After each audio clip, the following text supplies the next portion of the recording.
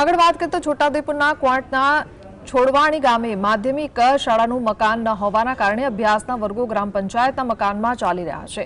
ડુંગરાળ અને અંતરિયાળ વિસ્તાર છોડવાણી ગામે વર્ષ 2017થી માધ્યમિક શાળા કાર્યરત છે, પરંતુ શાળાને પોતાનું મકાન નથી, તેમજ માધ્યમિક શાળા છોડવાણી ગામની ગ્રામ પંચાયતના મકાનમાં ચાલે છે। સતત 3 વર્ષથી માધ્યમિક શાળાનું ધોરણ 10 બોર્ડનું પરિણામ 100% છે, પરંતુ વિદ્યાર્થીઓના અભ્યાસ માટે શાળા પાસે પોતાનું મકાન નથી। માધ્યમિક શાળામાં ધોરણ 9 અને 10ના 45થી વધુ બાળકો અભ્યાસ કરે છે।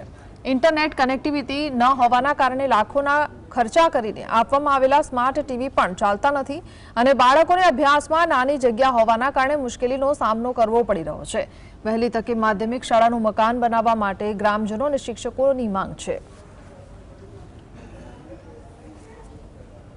2017થી અમે માધ્યમિક શાળા માટે ગ્રામ પંચાયતનું મકાન ઉપરનો માળ આપેલ છે।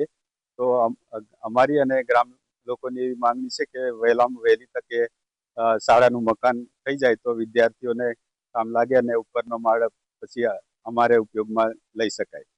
અમારી એ માંગ છે કે વહેલી તકે જે જમીનનો પ્રશ્ન હતો પંચાયત તરફથી એ સોલ્વ થઈ ગયો છે।